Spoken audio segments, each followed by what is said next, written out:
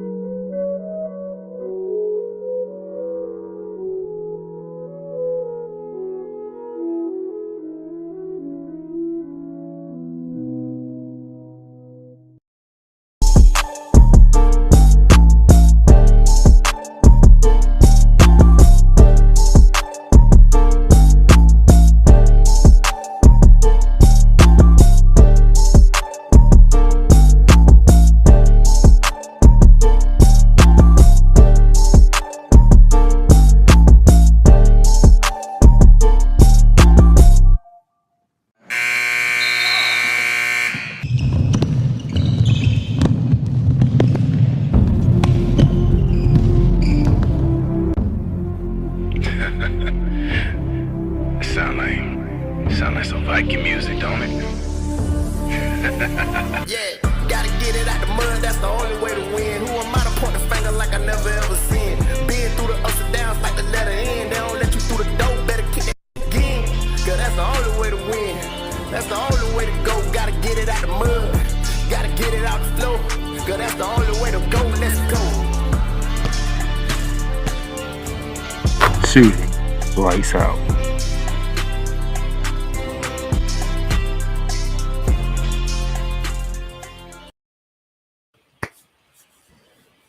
All right, the time we've been waiting for is almost over. We know who's in the field of 68 in the men and in the women for March Madness. And the madness begins tonight with the first four for the men and Wednesday. Also, Wednesday begins the first four for the ladies on Wednesday and Thursday. We're going to preview both the men's and the women's March Madness brackets and see how we see things. But I have a special guest today. It's only right because it's about that time of the year when I got to start getting her on as we roll through the March Madness season and we start diving into the WNBA season. And with everything that have taken place, I had to bring her on. I had to find a way to get her on because it's been a minute. But ladies and gentlemen, making her debut on season 3 of Shooting Lights Out, the Queen of Hoops, Miss Megan Price. Hey, how are you? It has been a while. It's been since the Olympics? Since the Olympics, yes. Yeah. Yeah, it's about that. As I say, it's about that time to get you back. It is. And got to catch me before baseball season starts because my life is over once baseball season starts.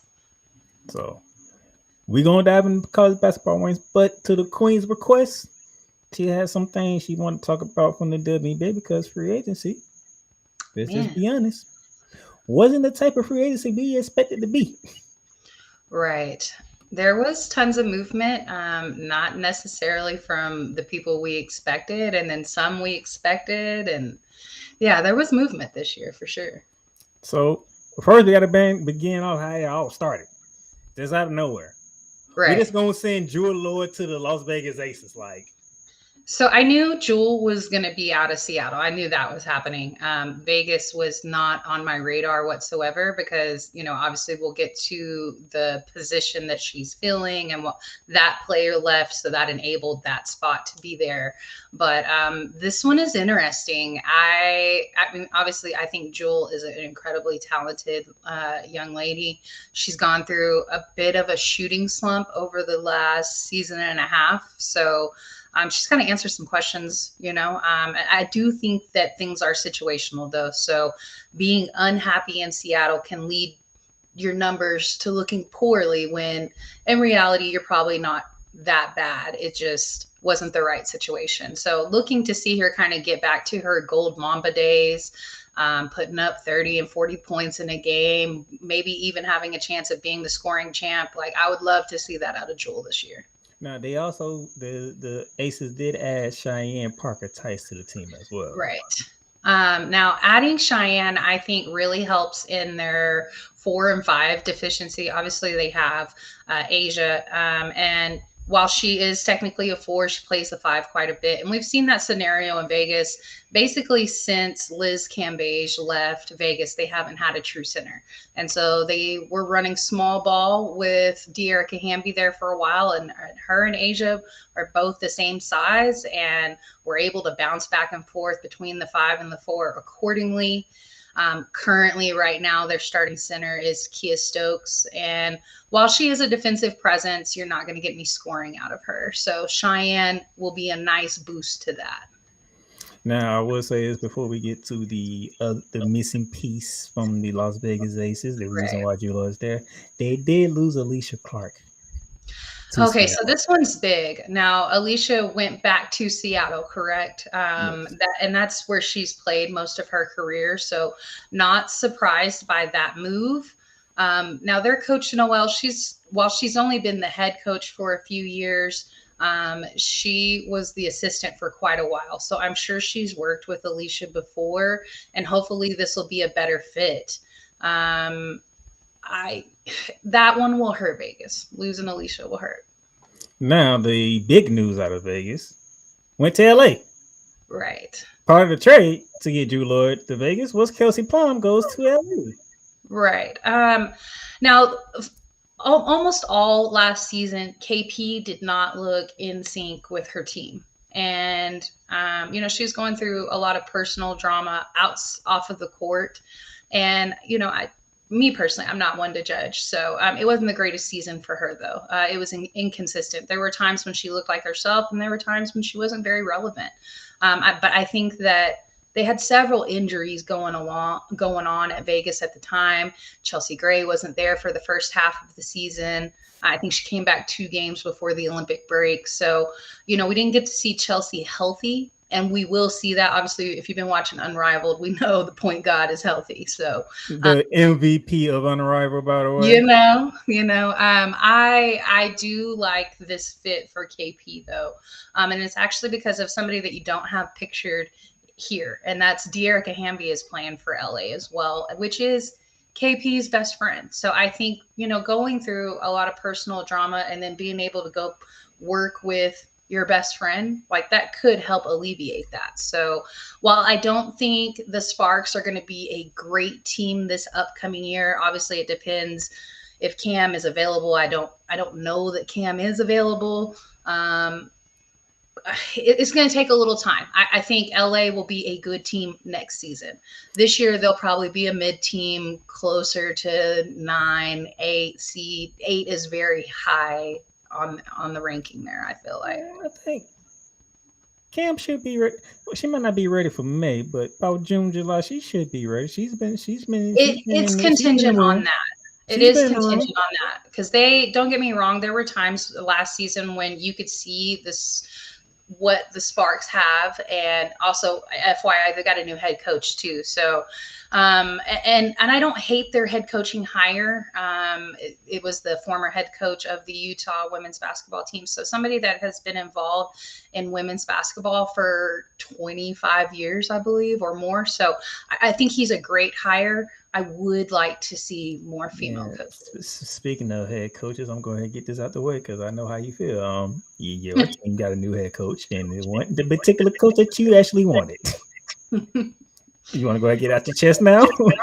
about Kurt Miller? Yeah, you want to go ahead and get out your chest now? Because this is where you're at. Well, he's not the head coach, but he is the GM of the Dallas Wings now. And I will say the roster changes that the Wings have had this offseason. And then also we heard Paige declared today for the draft. So obviously I feel like she's going to go number 1. Olivia Miles will probably go number 2. Olivia had a case at maybe passing Paige for the number 1 spot, but Notre Dame has kind of fallen off these last 3 weeks. And then specifically in the ACC champion, or not championship, in the semis, Liv had a terrible game. So I don't think that she's going to be able to, I mean, it was a kind of a small chance of her being able to pass Paige anyway. Paige kind of struggled a little bit in the first part of this year too. She has since found her form again. So we'll see Paige in Dallas. And I have to say the other pieces that Kurt added as a GM, I think they're good. I think they're good moves. I don't like him as a coach.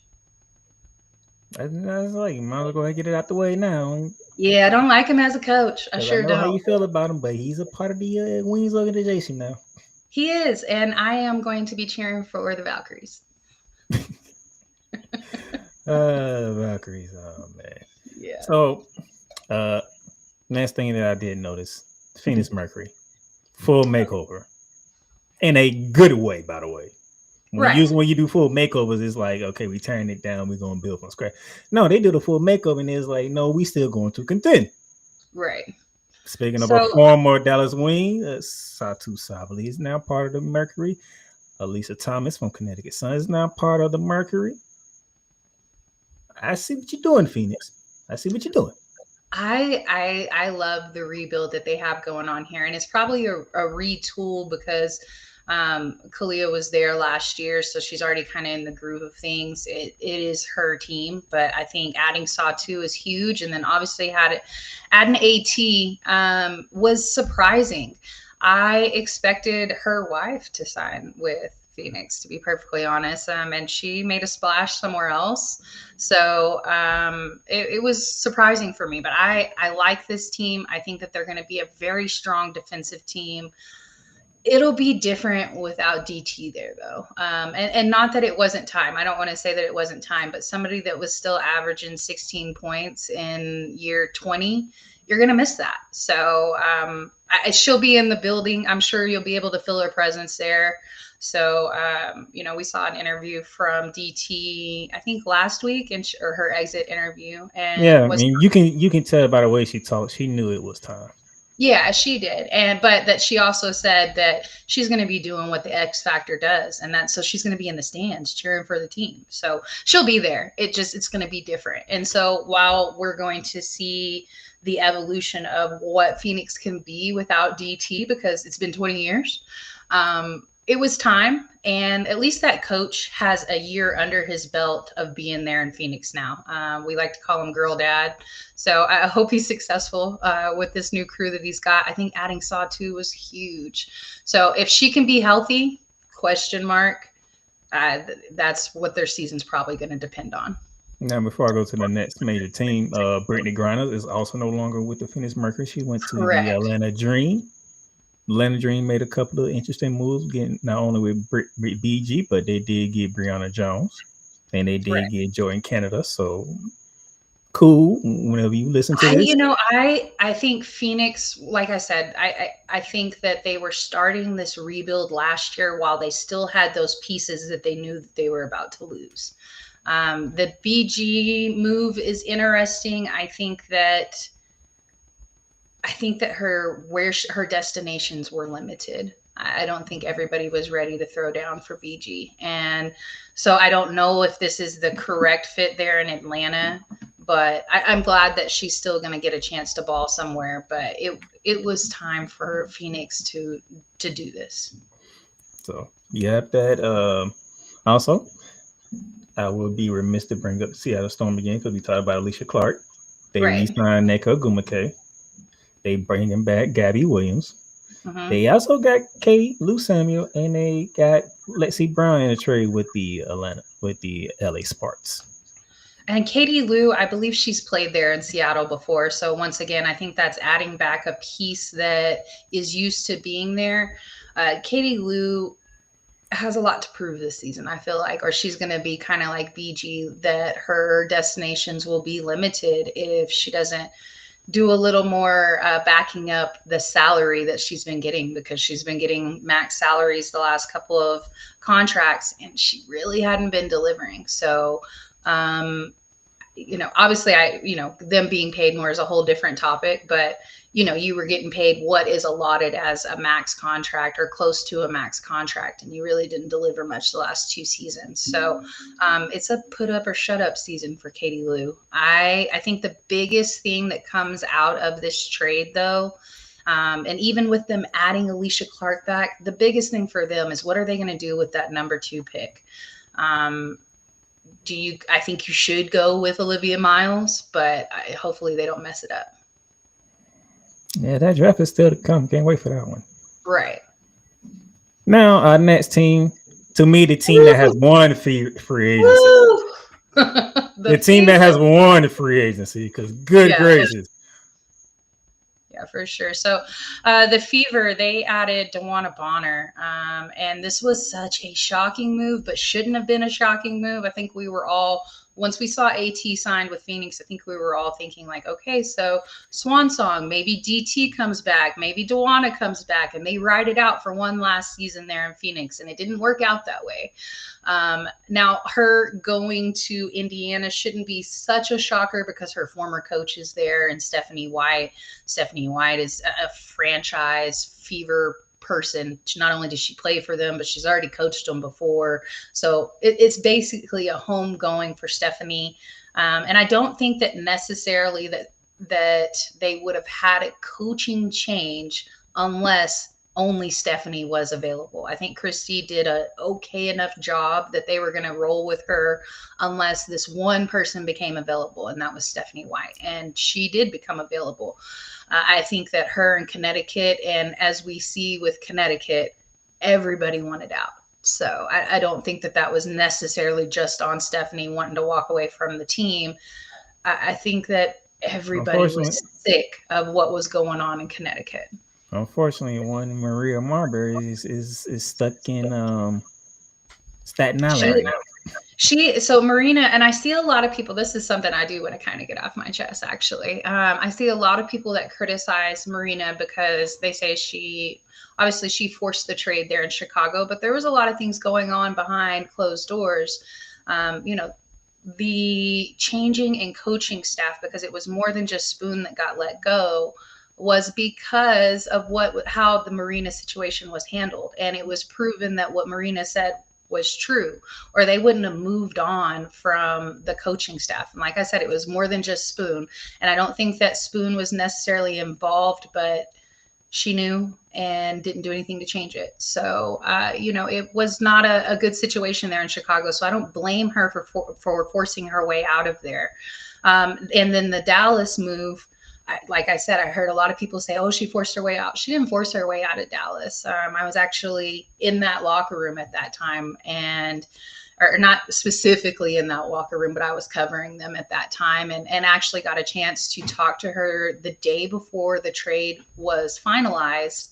And she was obviously upset about the trade. So there's nothing in me that can make me believe that she forced that trade. Arike is her best friend. They've been playing together since Notre Dame. So they've been playing together for like 9 years at the time. She didn't want to leave Dallas. So I'm not a fan of how things were handled in Connecticut. And, as far as the fans saying she forced her way out, I think maybe know a little more about the W and the situations behind closed doors. And then you can say that. I don't mind trying to force her way out of Connecticut, because all of a sudden you got to a team that can compete, and next thing you know, but everybody's gone. She's literally everybody's gone. It's like, Wait a That's minute. not her fault. I feel like, I mean, and then obvious, we want to talk about Connecticut a little bit. Why does she want out of Connecticut? Why did everybody leave Connecticut? Y'all, the ladies were in the semifinals. And yes, they had made the playoffs like 8 years in a row. So they knew that likely that this space that they needed for the team to practice and play was going to be occupied by the team. Well, here they are in the semis the day before they go play that game or that series, and they got to share the court with a child's birthday party. On top of, they didn't even have lockers or any facilities or anything like that. So I don't blame her for wanting out of Connecticut. Now, it is a business. Did Connecticut say, no, you're the only one we got, we're not letting you go? Yeah, that's what they said, and it's a business. I can't really blame them either, but I can blame them for the way they treat their players and their staff. That's why they don't have anybody left. Now, getting back into Indiana, who won the offseason, in my opinion. They re-signed Kelsey Mitchell.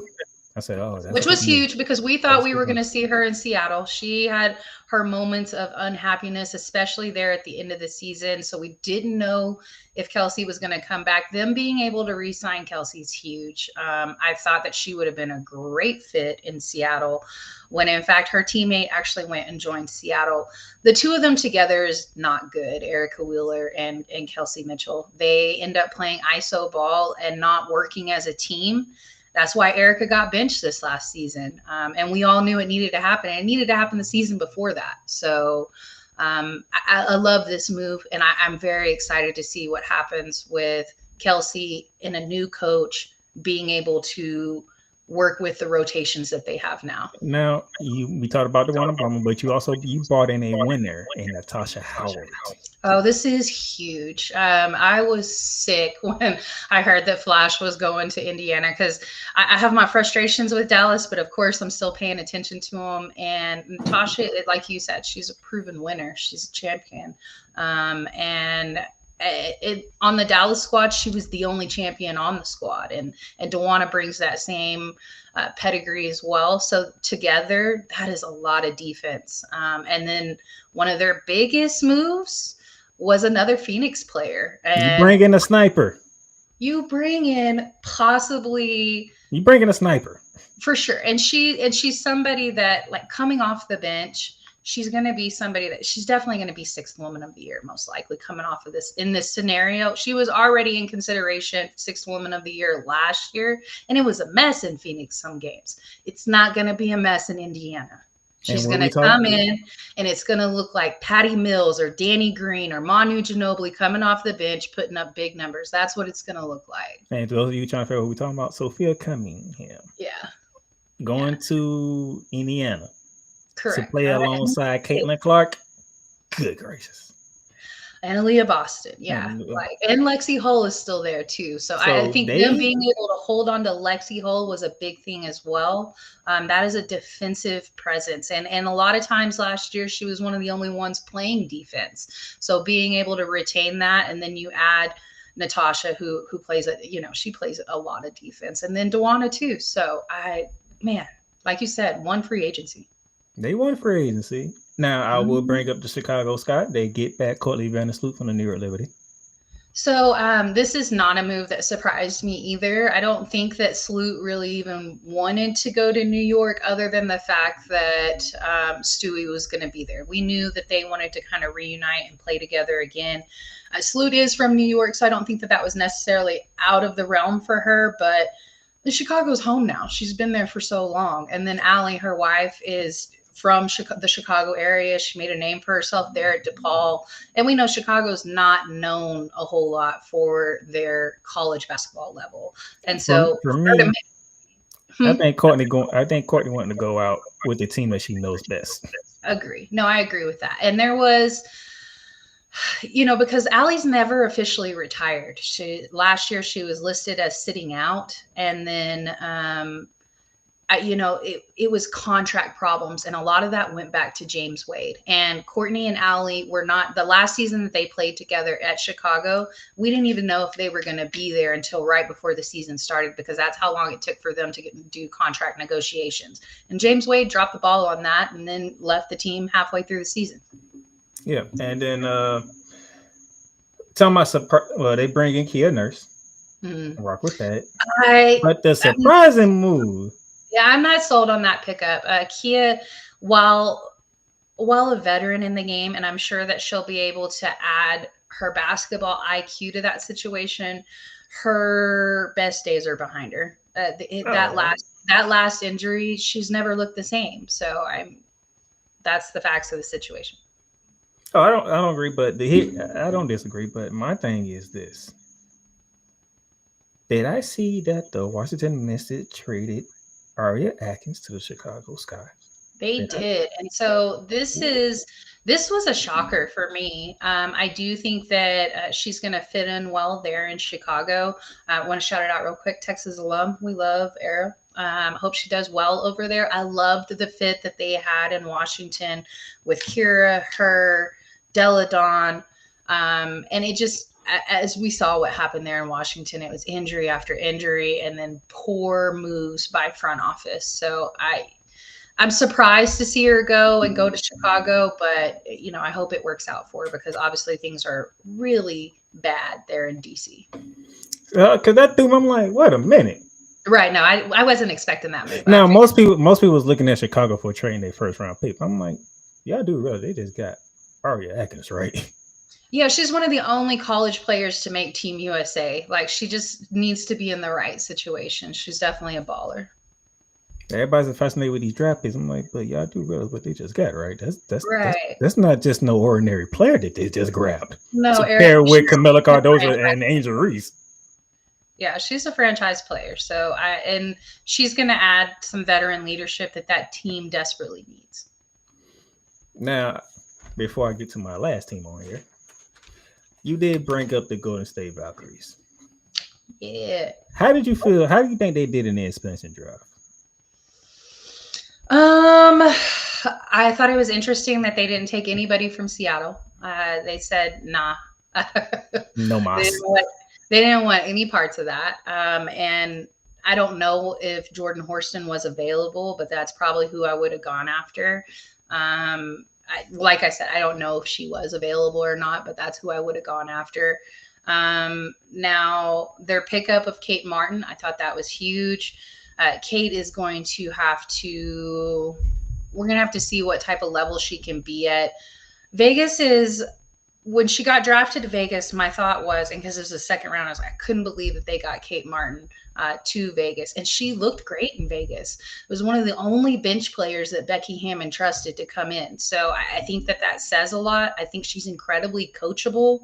So, and then going to a team that, it's her former assistant that was at Vegas that is now the head coach there in Golden State. I think that'll probably be a seamless transition for her. I just worry about the injury history because it was looking like, and it didn't all the way rupture, but she bruised her Achilles last year. So, and that's scary. So we'll see what type of level she's at. But, we all talked about Caitlin at Iowa, but who was her right-hand woman? Kate. Yeah, it would be Kate Martin. They did get Kayla Thornton from the Liberty. That really hurt. Huge. That hurt so much. Yeah, I know that hurts as a Liberty fan, even as a Wings fan, because Kayla played for us for quite some time as well. And she's an incredible guard. Now, she's not going to be somebody that is going to be your top shooter every night, but I think that she has really good court vision, and she plays defense really well, and that's going to be needed. Obviously, Golden State's not going to be good this year. It's not going to happen. It doesn't. They're going to get the 5th pick in all 3 rounds. They will next year probably get the top draft pick or close to the top draft pick. And they'll be able to build more there, but they're not going to be good this season. However, them picking up Tip, I thought was huge from Vegas too. So that was a free agency move. It wasn't the expansion draft, but that was huge. They need veteran leadership there. So big for them, but not – they haven't spent any money during free agency. I'll say that besides Tip. But Indiana might have won free agency. Oh, for sure. But trying to dethrone the champ has got a whole lot harder. So this pickup right here. Now we knew she was traded from Phoenix to Connecticut. and obviously a part of the Alyssa Thomas trade. And she did not want to be in Connecticut, and who can blame her? Nobody wants to be there. So why not go somewhere where, one, you need to fill in a slot for somebody that was aging and transitioning. She's going to be transitioning out of the league.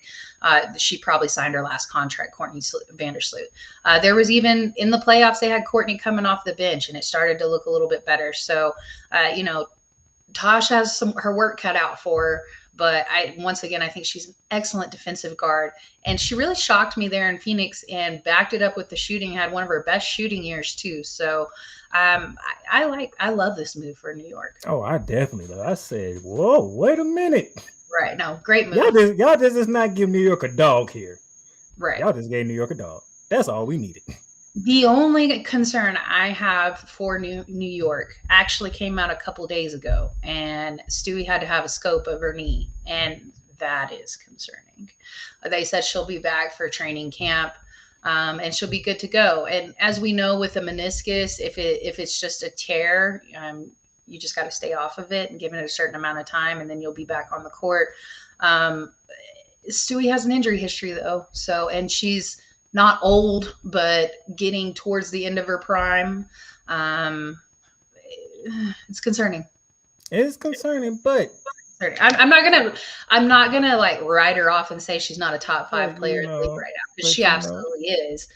But it didn't look good in the run. It didn't look good. You still got Sabrina. You got Sabrina, yeah. You still got the other Sabali.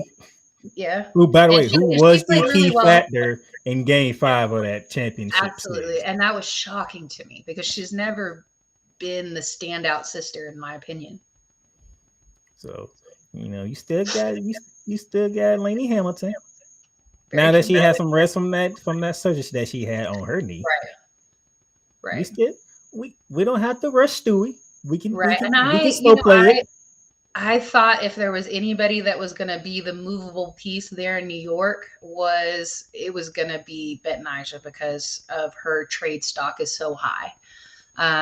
And I'm glad that y'all didn't move on from her. Well, I think she's very talented. So glad that you didn't have to move that piece. That's like how I felt with the San Antonio De'Aaron Fox, and I just didn't want to lose Castle. And I think that's probably how New York felt like, hey, we need to make a move. We need to do something. But I don't want to let go of this one piece, and that's the piece everybody wants, and it was Betnijah. So, hey, we're bringing the dog to the champs. We already got the coaches already set, so it ain't like we got to change anything. Right. The coaches are already set. Yeah. Natasha already know what time of coaches she's going into, and brother, she speak on it. She speak on the fact that even when she played against New York, she just loved that entire organization and that fan base. So. I love Sandy. I think clearly Phoenix moved on and shouldn't have. But I mean, 6-1, half a dozen another. Maybe it's a better situation. Maybe her time there in Phoenix had played out, but I don't think Sandy was the reason it wasn't working at that moment. So, hey, thank you, Connecticut, for continuing to being a strange franchise this offseason. Man. Because while you being strange, go ahead and help my team out while you at it. Right. Pretty much. The funny thing is you helped the one team that you had a hard problem getting past. Right. One team that you had a hard time getting past. And Connecticut is not going to be what they were the last 4 years, honestly. They're not going to be that. So I see them at the bottom of the league. That's absolutely where they will be. And that's what's going to happen with Connecticut. They're not going to be good. All right. Got our WNBA talking. No worry, you'll hear more from the Queen of Hoops. WNBA. 2 last pieces of the WNBA that I thought were interesting, and you may not, I'm sure you probably don't have a graphic for it, but speaking of pieces from Connecticut that left, Dejanay Carrington landed in Dallas, and then so did her partner, Nalissa Smith from the Fever. I think that'll be interesting. Those are those pieces that Kurt Miller added that I was actually like, maybe he's better at building a team than coaching a team. So we'll see how it works out. It doesn't always work out like Penny and DT on the court. So, I don't know. We'll see. I mean, you have a defensive mind in Dejanay. You already know who the superstar is. There's no question. You know who the For superstar team is. So you know who's the one going to put up the Kobe numbers. And yes, I said Kobe, okay? Yeah, well, because of shooting percentages, I know. Y'all get off Enrique. And that's how she plays, though. It's not about It the shooting percentage, but that's how she plays like Kobe. She does. She doesn't like to pass the ball. I love her. And when she's on, good luck. Right. Oh, for sure. For sure. You seen the All-Star game? My favorite thing about Enrique is I feel like she's Candace 2.0. She hates Team USA. She doesn't hate them, but she called them out for their politics, and I apprecited that. And the Candace funny thing did the same thing. When she was okay, the call's like, no, I don't want to go back in. Let Enrique continue. Don't, nope. She on one. I'm gonna stay right here on the bench. I rather talk to the game crew and then just let her continue to be high. Right. I was like, I can't fault Caitlin on that one because she was on. Right. But hey, 2028. This should be one of the best squads we should have, and everybody should be thrilled. There should be no snubs in 2028. Oh yeah, no, it'll be different this upcoming year. And I know we got the gold, but we kind of got to avenge that last game because it was a 1 point differential. It was the smallest margin ever in Team USA. So I'm good. We got to go. That's all that matters. Oh, hey, we got it. I'm not knocking them. And France is talented. France was a talented team, so not a knock to them. And we'll see a couple of those ladies actually from the France team will be playing in the WNBA this year. Besides Gabby, some of her teammates will also be there. So we'll see them. So, commercial break. When we come back, it's time to dive into the madness of March. The brackets are set. We know who's in. One committee got a lot of questions. The other committee, there might be a couple of questions, but not from me. I can tell you that much right now. Whatever y'all did, I approve. But that one committee, you have a lot of questions that need to be answered. We'll be back. Everything Boston. I love you morons. New Kids on the Block, New Edition. Dear whatever the law firm is. Sincerely, the U.S. Supreme Court.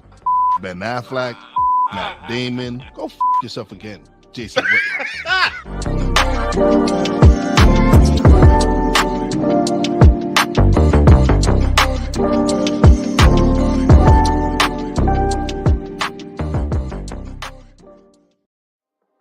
In a world where chronicles of the past are brought to the streams, whether the content is relatable or completely beyond your realm of life, there is no shadow of a doubt that this show is absolutely full of shenanigans. Get ready for D. Willie in the Evening.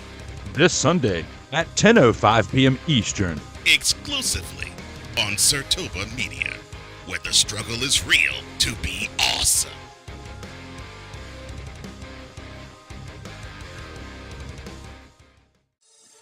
Shop hats and official sports gear at Liz.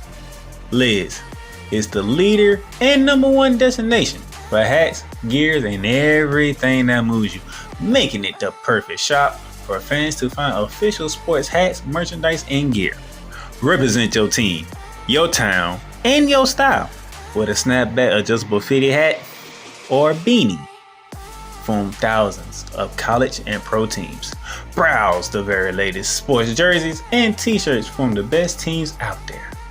Liz has officially licensed professional and college sport team apparel and hats featuring the hottest brands and trends.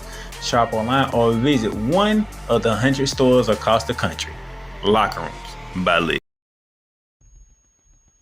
All right, welcome back to Shooting the Lights Out. Now, the brackets are set. And we're going to begin with the men's because there's a lot of things to discuss with the men's. Yeah, it is. And namely, one of the biggest things to discuss is about two teams that probably shouldn't be there. And I'm wearing one of them on my chest. I have a slide perfectly for that. I didn't create. I knew it, but so there's some questions about at least 2 of the teams that made it into the Good. tournament on the Good men's side. gracious. And I have no problem admitting my team is one of them. Now, it took them till the day I die, so we're here, we're in there. We're not in there yet. We got to win out of the first 4, but we got a chance. So let's go ahead and go down the bracket. Your number 1 overall seed coming out of the South region is the Auburn Tigers. Now, for my Gator fans out there, just let y'all know that was already determined before conference tournament even started. Okay, the 4-1 seed was pretty much already determined. They just wanted to see how the conference tournament goes because it's part of their job. But the 4 number 1 seed was pretty much already determined. Right. Yeah. They lead the South region. And you see the South region here. We have Alabama State, St. Francis. They're playing tonight. We will get to that later on. Louisville, Creighton, Michigan. Your Big Ten champ is the 5th seed. That's a question mark. Yeah, definitely think that Michigan should be up higher. Michigan has surprised on both sides this year in both programs, the men's and the women's. Women's especially, we'll get there, but definitely Michigan should be higher. UC San Diego, Texas A&M, Yale, Ole Miss, San Diego, UNC. They also play tonight. We will get to that later on. Iowa State, Lincecum, Marquette, New Mexico, Michigan State as your 2 seed, and Bryant. Now, I think this Texas A&M Yale matchup has upset written all over it. Texas A&M had played really well in non-conference play, and then in conference play they had some struggles, and then notably losing to Texas in the last week. It was a bad loss, and definitely while it's a rivalry, it can go either way. Texas has been terrible this year, or not terrible, but very mid. No reason that A&M should have lost the way they did. And Yale has been playing well. By the way, some might say Texas A&M is the reason why y'all actually got in. No, I agree. I think that's exactly why we got in. Hey, Marquette. Oh, man. Marcus Smart, what's going on up in Milwaukee, man? Because this is and I love Shaka Smart. To. I'm a huge Shaka Smart fan. I wasn't ready to move on from him in Texas. I know that he never got over the hump, and then that loss to Abilene Christian in the first round a few years ago, or his final year with Texas, was a shocker for people that weren't in this area. It was probably the best team that Abilene Christian has ever had in the history of the school. So yes, beating Texas was huge, but they were a really good team. So I hate this for Shaka. I was hoping that this was a year that Shaka could finally quiet the haters, and it is not that year. No, it might not been that year, and it is not that year. We'll see, but hey, that's the South region. You know who to pay attention to though, and specifically, it's that matchup, UNM. I have been keeping up with UNM because they're only 4 hours away from me, so I keep up with them pretty frequently. Definitely pay attention to that matchup. The Queen is telling you to pay attention to the Lobos out in New Mexico. That's what she's saying. Definitely. My only question is, Auburn, how you feeling mentally? That's my question. How you feeling mentally at Auburn? Not physically, mentally, because you faltered down the stretch at the wrong time. Indeed. So Bruce Pearl, how y'all doing mentally? But I think that Auburn, they have some question marks up in the air as well. They had looked like the most dominant team majority of the regular season. Like you said, it was pretty well determined before the end of conference play what was going to be the number one, who the top 4 were going to be, and what the number 1 overall was going to be. So not a surprise there, but that loss to Alabama, and there were a couple more losses, so it got a little shaky for Auburn there. We'll see. That's your South region. Let's go to the East region, headlined by the Duke Blue Devils. Right. Your ACC regular season and conference tournament champions, by the way. Right. Obviously, their big question, Cooper Flag. Yeah. How are we going to be feeling when we get to Friday? So, Cooper, Do we think that he's automatically going into the draft? Yeah. Now, to me, yes, but I know he hasn't declared yet. Sal Greenberg did brought up a great point on Get Up. Or was it Get Up? I probably meant Pat McAfee. If he wants to leave a legacy, he will return. Right, yeah. And there's a possibility of that unless he can lead them to a championship right now. And then there's still a legacy and you get to move on right away. I actually like what Shire's done over here because it's more than just Cooper on the team. As a Spurs fan, I'm definitely watching the teams, looking at like who are we going to want to draft, because the Spurs are still going to, without most likely not going to be the number one pick. I don't think we need the number one pick. I don't think we deserve the number one pick. I'm not saying that. However, there is a chance that we could get it, a very small chance. I don't think we need it. But as long as we draft a player from Duke, I don't care if it's Cooper or if it's any of his supporting cast, because they're all really good. Now, this region here, you have American, it's Mount St. Mary's, winner plays Duke. Then you have Mississippi State, Baylor, Oregon, Liberty. ESPN threw out there that Liberty might be a trendy 12-5 upset. Right. You have Arizona, Akron, BYU, VCU, Wisconsin, Montana. Montana might be a 3-14 matter once, because depending on what Wisconsin team wants to show up. Right. St. Mary's, Vanderbilt, Alabama, the 2 seed with Robert Morris. This is your offensive region, ladies and gentlemen. Right. If you want scoring, this is the region you pay attention to. Okay, you have 6 teams in this region that score 80 plus points. Right. And you have 5 teams in this region that give up less than 70 points. So this region will be putting up some points. Right. Yeah. What the matchup that sticks out to me is actually that Vandy matchup. So it's not a big upset if they're able to get past St. Mary's, because this is your 7-10 matchup. I think Vandy is a very tough team defensively. And that's the same thing that you can expect out of them on the women's side.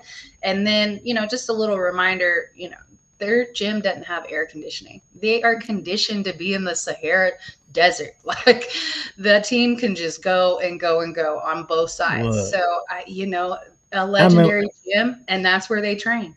I remember that one week I looked up and said, oh, Vandy caught Tennessee. Good win. Next thing I know, a couple of days later, they caught Kentucky too. What is going on in Nashville? Right. And then they caught Tennessee again. I'm like, all right, these okay. Yeah, they saying these boys can play. Yeah, I'm definitely paying attention to Vandy. I like the Mississippi Baylor matchup also. Obviously, it's the 8-9 matchup, so it's the closest in the seeding.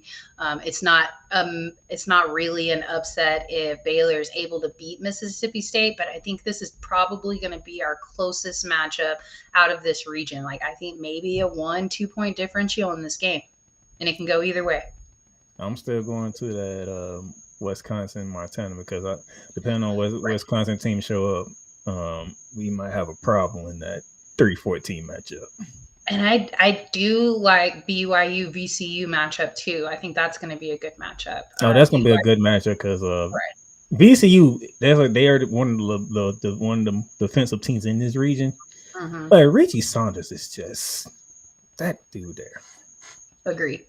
If a VCU can't contain him, y'all can hang it up. Agree. He was giving everybody hell in the Big 12, so we know.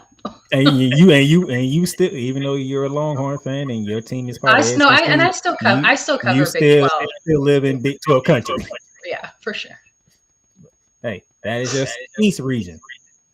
Let's go to Region 3, the Midwest region, headlined by, speaking of the Big 12, right, the Houston Cougars.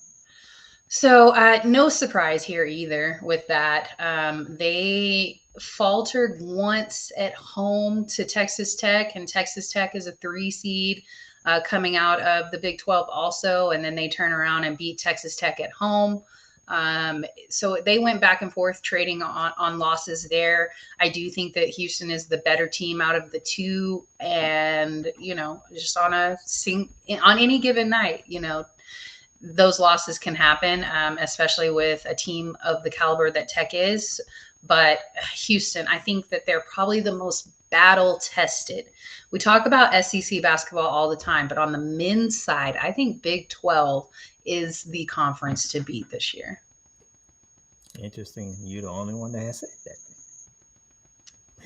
So you have Southern Illinois University, Edwardsville. My brother's favorite team right about now. Just because of the name. Just because of the name. Okay. Because when we watched the championship game and the commentator came saying SIUE, he was rolling. So okay. My brother's like that sometimes. Gonzaga, Georgia, Clemson, McNeese. That's an interesting 5-12. Ooh, I love that matchup. So McNeese is a team that had a local player from Amarillo last year, which is where I am, and really enjoyed watching him play. Hotta Wells, he is playing overseas now.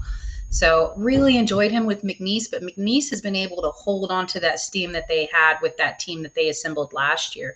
And so while they don't have all the same players, they have the same coach.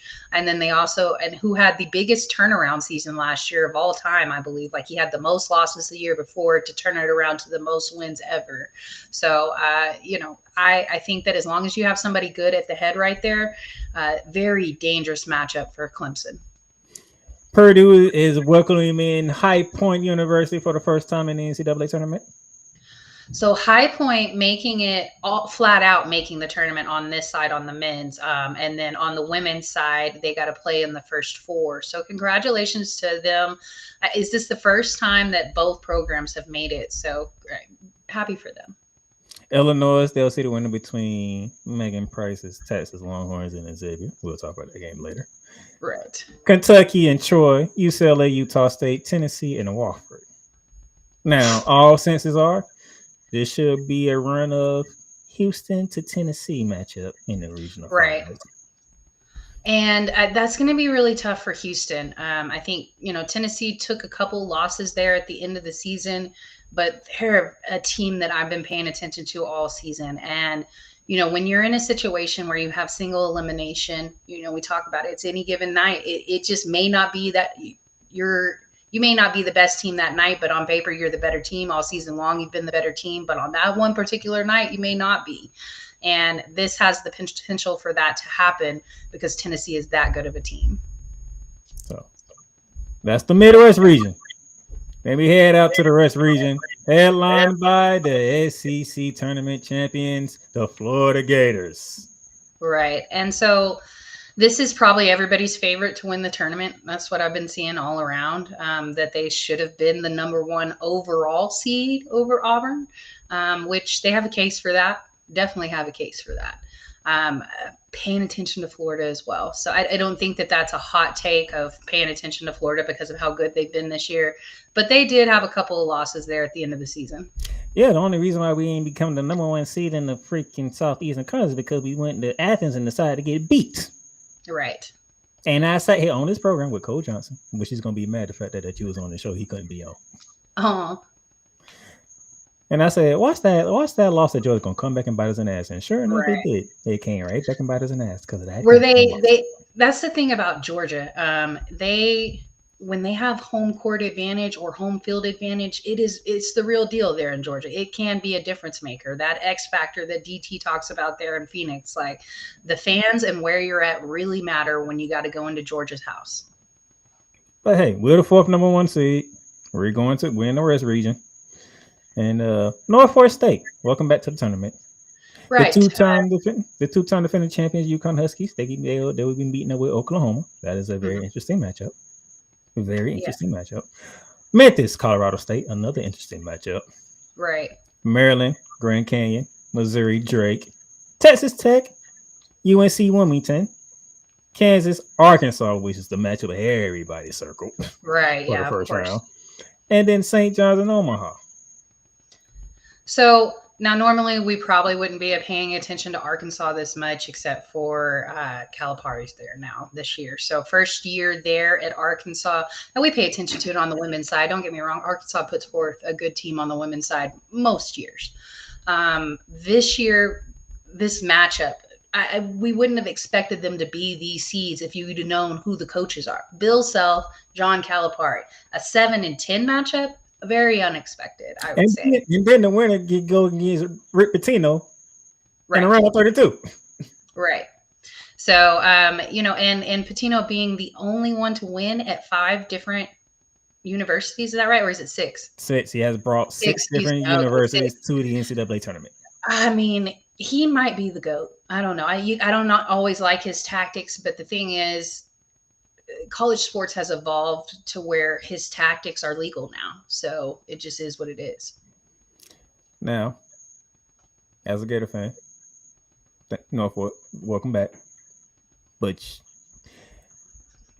I don't even know what to say because Seth Greenberg and Jay Billis and Jay Williams and Reese Davis, and then everybody else is like, I'm like, the entire college game day crew picked Florida to win the national championship. Right. I don't even know how to feel about that. Right. When has the entire game day crew picked the same team? Now, it can happen, though. Abilene Christian did beat Texas in the first round. So these things do happen. But like I said before, that was the best team that Abilene Christian has ever seen in the history of their school. This is the best team Florida has had in a very long time.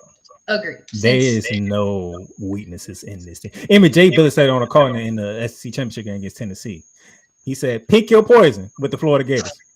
Problem is, it's all poison. Now for Texas Tech, the first round I'm not worried about, but them playing most likely Missouri the next round is something that is kind of concerning for them. Missouri has gotten hot. They've been ranked several times this year. Great coach. We saw them beat Ole Miss. That was a really great game too. So if they both make it to the second round, that matchup is one that I'm really looking forward to. I ain't sleeping on Drake. That is the best defensive team in the tournament. Agreed. No. And I'm not. That's why I said if they both make it there. And then obviously we know about Grand Canyon. So Grand Canyon is known for first round upsets there, and Maryland has been struggling. So, they had a great start to the season, and much like the women, it got cold once they got to conference play. I could see Grand Canyon beating Maryland. Here's the interesting part. UConn, your back-to-back defending champions, 8th seed. They have a tough OU's game. going to win that matchup. Jeremiah Fears for the Oklahoma Sooner is that dude. Yeah, for sure. I think that similar to the women's program there in Oklahoma, they've been quietly winning all year long. And then you would hear them in a couple of different matchups that stick out. Obviously, the Texas matchups. We're always going to talk about OU and Texas, but I don't think that we've really been talking about either one of them as contenders. And I don't know that I want to say they're contenders, but they're contenders to have an upset. And I could see OU winning this. But here's the thing, and this is not coming from me. This is coming from the experts that get paid to do this. I ain't at that level yet. Florida is the most complete team in college basketball. No, I agree.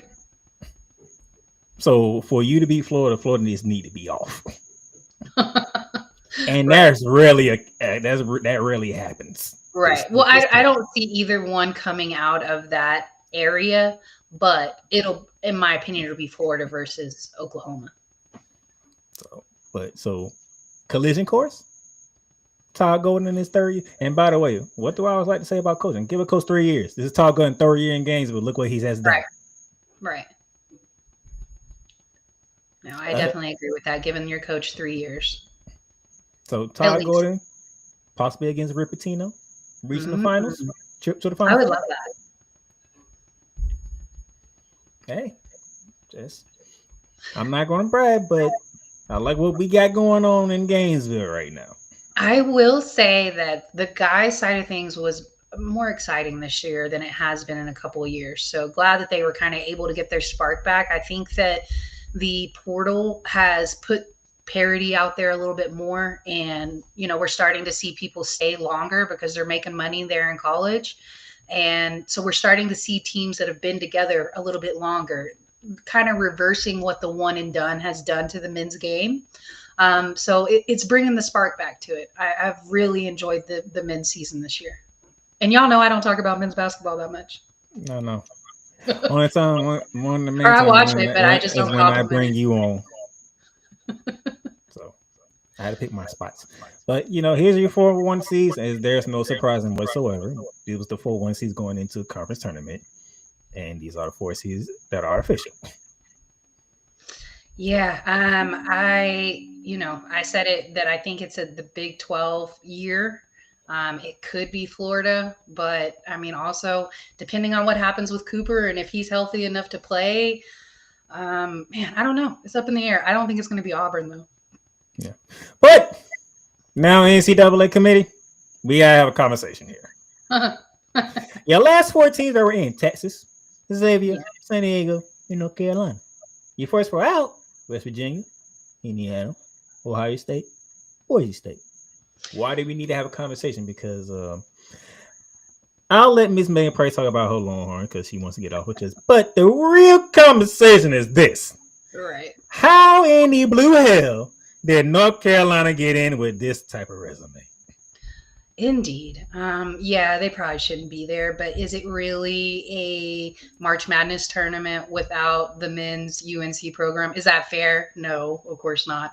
But is it really a tournament without them? Also, no. 1-12 in quad. I know it. I know it. 1-8 versus the top 25. Yeah. West Virginia did better. West Virginia should definitely be there. West Virginia did better. Indiana, despite all their mess that they've been going through, they done better in quad ones in top 25 games. What? Every single person in sports media have all said North Carolina will be in. Matter of fact, every single bracketology out there in the world, which is like 111 of them, if I remember the tweet correctly, all 111 of them had West Virginia in and North Carolina out. Right. Yeah, it would have been West Virginia for me, for sure. So what are we doing? Well, I think it's exactly like I said. Is it really a tournament without UNC there? So is it fair? No. But sometimes nepotism and the program that you have is what it is, and you're known to be a basketball school, so they're going to throw you in there in hopes that we can get a Duke UNC matchup somewhere, because that's where the viewership is. It's not fair. I know. It's not fair. I'm like, I don't even think Texas should be there. Say, wait a minute. Hold on. North Carolina's in? And matter of fact, not only was in, they gave it to us early because they was in the first region. Mm-hmm. They in the South region. Yeah. They actually put North Carolina in. Yeah, they did. I don't believe this. Now, you want to get something, you want to talk your Longhorns. You said the Longhorns don't deserve to get in, so let me give you your moment. Here you go. Yeah, we're in here. So, it's not what I expected. I'll be honest. And I guess I'll just be blunt. I watched 5 of the men's game this year. We're buns. I think only thing that really got us in there was beating A&M the way we beat A&M in the last week of the season. We had a couple other decent wins or ranked wins towards the end of the season, but we split them up. We'd have a good win, we'd have a surprising loss, and a good win, and then a surprising loss. I like Rodney Terry, but Rodney Terry's still trying to build his own program. Last year, he had Chris Beard's leftovers, and so this year, all we're seeing is Rodney Terry and what he can build. And he still needs some time. So I was not expecting to make the tournament this year. I thought they'd be in the NIT if they accepted. Longhorns are in. Yeah. The Tar Heels are in. But I'm a realist. So I know. It's real. I don't think we necessarily should be there, but we're in there, and I'm rooting for us. But man, yeah, no. What are we doing, committee? What are we doing? I thought we had a guideline here. Look, I've been watching the women all year. I've seen every minute of every women's game. I watched that committee. Don't have much of a problem. Okay, right. I can tell you that off real. I love what they did. These over here. Well, it was messy for the women too, so I'm sure we'll get there. But it didn't have really though. Controversy. Was it really though? That shouldn't be there. Their controversy was seating. So like you said, I don't necessarily have as much beef with the committee on the women's side because it wasn't about the teams that shouldn't be there. It was just the seeding was a little questionable. Man, so we can win one game and we can still get into the tournament. That is something that we never. I mean, if you're UNC, you can. That just amazes me. Yes. They just took that criteria as like, we're gonna make an exception this year. They saved the coach's job for sure by letting them go to the tournament. Man, I'm like, you serious? Because Hubert was on his way out, I feel like. He wasn't. He just got a contract extension like 3 weeks ago. Oh, okay. Despite going through the terrible season. Right. Well, that tells you how much I watch him. And I'm like, okay, gracious. But now, the SEC, 14 teams. We are a 16 lead team, and only 2 didn't get in. Right. The dominance of the SEC was on. If you've been paying attention, even if you wait till your normal time to watch, you have heard the dominance of the SEC because I don't know about you, Karina Hoops, but when I heard 88% winning percentage in non-conference, I was like, oh, we on one. Right. Oh, we on one. Oh, we beating everybody? Right. Outside conference? Oh, boy. That's crazy. A team that I couldn't believe didn't make it was Iowa State. Now, I know they fell off some there at the end of the season, but very shocked that they're not in the tournament. Yeah. So 14, and that's a new record for one conference. Right. Also a new record, you have 4 teams in the top 2 seeds. Alabama, Florida 1 seeds. Auburn, Florida 1 seeds. Alabama, Tennessee 2 seeds. See, and that's where it gets messy on the women's side. Hey, it's been some good things going on in the Southeastern Conference. All of a sudden, the Southeastern Conference ain't just a football conference anymore. Right. Which, I mean, we know Alabama been putting up a good team, and then obviously Auburn is there pretty frequently. So no surprise there. Tennessee has made every single tournament. So there's been SEC basketball, but when they added Texas and OU, they added more on the basketball side as well. Those of you who love these records, your records by seeding. As you recall, within the last 4 years, there's no number 0 behind the 1-16 matchup. Right. There have been some 1 seeds getting caught in the first. There have been 2. Yeah, it has happened. So, and it's happened in the last 4 or 5 years. Before that, it had never happened. And I think that is a byproduct of the portal and NIL, and I love it. So, and then here's your first vote tonight. St. Francis, Alabama State gets us started off. One of that will be taking on Auburn in the round of 64. And then the aforementioned North Carolina Tar Heels taking on San Diego State. One of that one gets a Ole Miss team. Right. The aforementioned Chris Beard. Right. And so that is going to be a tough matchup for either one of those teams. I think San Diego State is probably the better team out of them in North Carolina. San Diego State made the championship last year. Is that right? Lost to UConn? I believe that's right.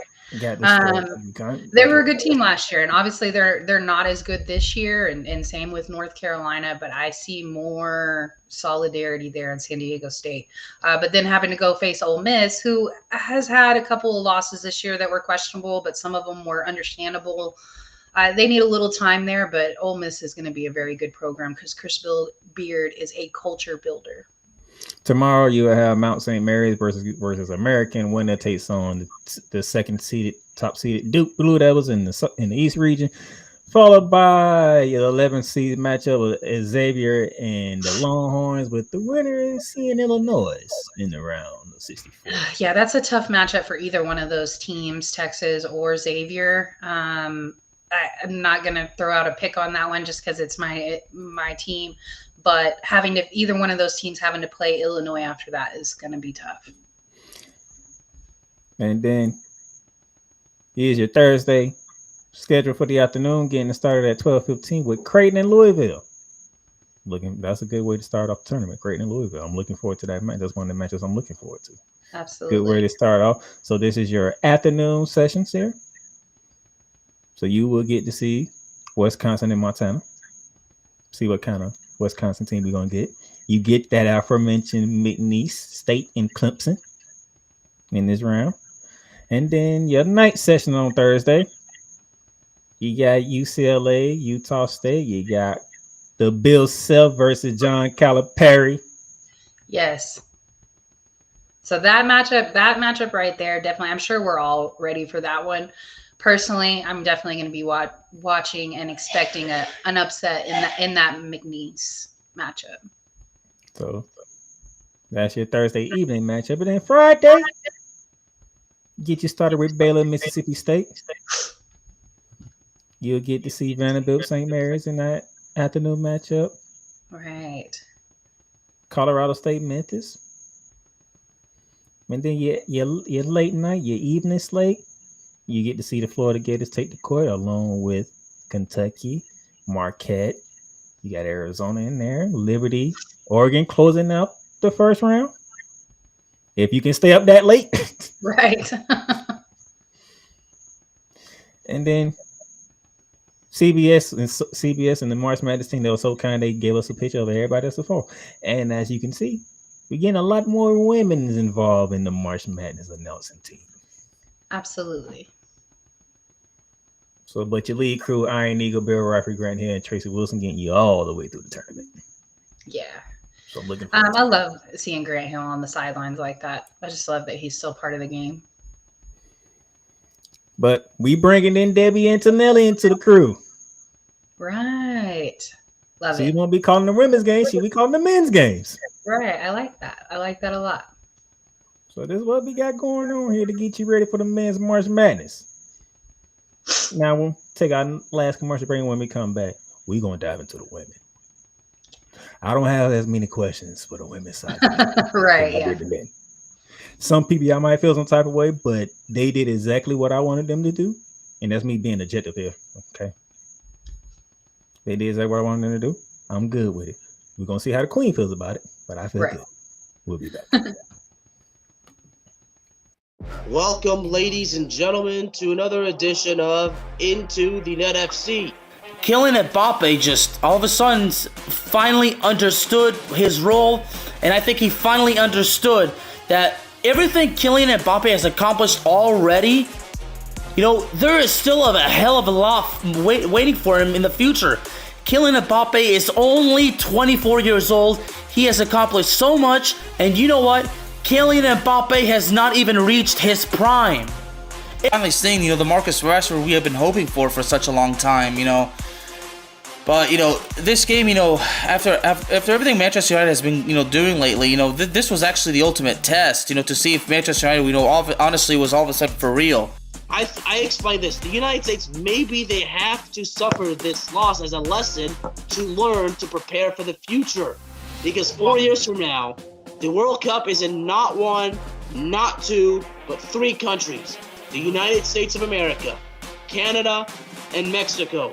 Into the Net FC is available on all streaming platforms, including Spotify, Apple Podcasts, Google Podcasts, Amazon Music, and YouTube.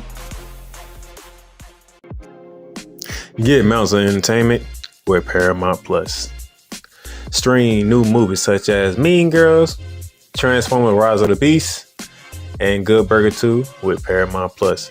Stream live sports such as the UEFA Champions League, the NFL on CBS, the PGA Tour, and March Madness.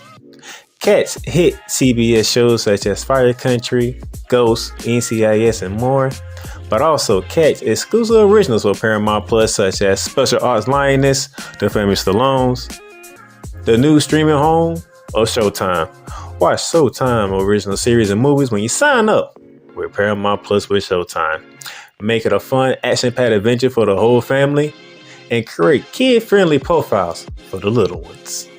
So much to stream with Paramount Plus with over 45,000 full episodes from BET, CBS, Comedy Central, MTV, Nickelodeon, and more. Paramount Plus, Mountains of Entertainment. Join Ryan McCarthy. I became a Jets fan because Kermit the Frog was my favorite Muppet because he was green, and the Jets wore green. That's how I become a Jets fan. And Dustin Henry. ESPN is cashing all in on let's pay a few personalities and we'll just kind of fill in the gaps. As they walk you through all of the world of sports from their perspective. The Albany Empire, it's a literal circus. No credentials required. Where, Ryan, say the tag. Where you don't need a press pass to talk sports. Every Monday at 8 p.m. Eastern, 7 p.m. Central. On YouTube and where you can find all podcasts.